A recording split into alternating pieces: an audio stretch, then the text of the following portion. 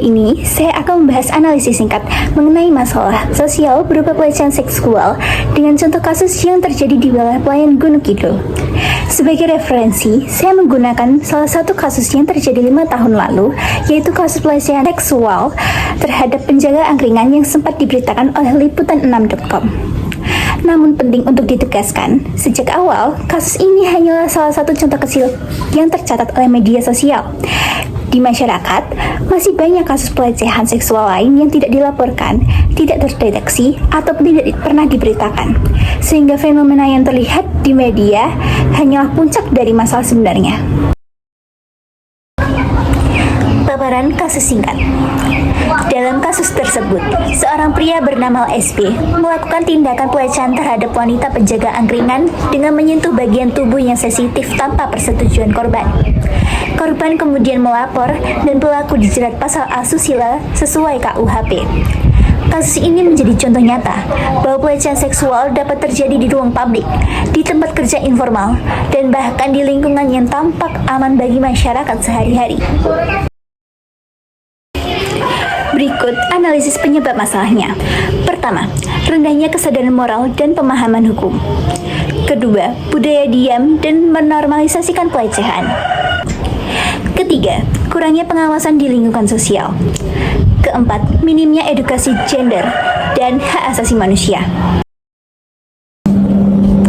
Artinya, negara, masyarakat, dan individu memiliki tanggung jawab moral dan hukum untuk mencegah serta menindak kasus pelecehan seksual. Dalam konteks pelecehan seksual, setiap warga negara memiliki hak untuk merasa aman, hak untuk dilindungi, dan hak untuk mendapatkan keadilan ketika mengalami tindak kekerasan.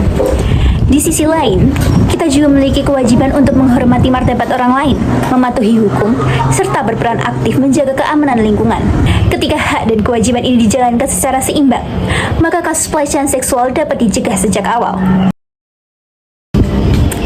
Nilai-nilai Pancasila juga dapat diterapkan dalam penyelesaian masalah ini. Seperti sila kedua, kemanusiaan yang adil dan beradab, menuntut kita memperlakukan sesama dengan hormat dan tanpa kekerasan. Yang kedua, sila kelima, keadilan sosial, memastikan bahwa setiap korban mendapat perlindungan dan keadilan hukum. Dengan menghayati nilai-nilai tersebut, masyarakat mampu membangun lingkungan yang aman dan beradab.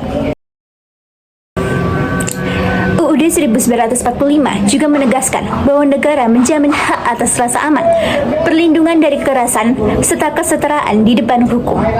Pasal-pasal ini menjadi dasar bahwa pelecehan seksual bukan hanya masalah moral, tetapi juga pelanggaran konstitusional yang wajib ditindak. Pertama, penguatan nilai Pancasila dalam kehidupan sosial. Kedua, edukasi hukum dan sosialisasi. Yang ketiga, meningkatkan sistem pelaporan yang aman bagi korban. Yang keempat, pengawasan lingkungan dan perlindungan tempat kerja informal. Yang kelima, penegakan hukum yang tegas. Dari analisis ini, kita dapat melihat bahwa pelecehan seksual adalah masalah sosial yang membutuhkan kepedulian seluruh warga negara. Penting untuk dipahami bahwa pelecehan tidak memandang gender, baik perempuan maupun laki-laki sama-sama bisa menjadi korban. Sebagai warga negara, kita memiliki hak untuk dilindungi, tapi juga kewajiban untuk menjaga keamanan dan kemanusiaan di sekitar kita. Dengan menerapkan nilai Pancasila dan UUD 1945, kita dapat membantu menciptakan lingkungan yang lebih aman dan beradab. Kesimpulannya, pelecehan seksual di Pelayan maupun di wilayah lain bukan hanya persoalan moral individu, tetapi masalah sosial yang melibatkan banyak faktor. Dengan menerapkan nilai-nilai kewarganegaraan, memperkuat edukasi, serta menciptakan sistem pelaporan yang aman, kita dapat membangun masyarakat yang lebih beradab, adil, dan melindungi hak setiap warga negara. Terima kasih telah menonton video ini. Sampai jumpa. Ibu dan keluarga korban terima anaknya masih belum mengalami kasus sebagai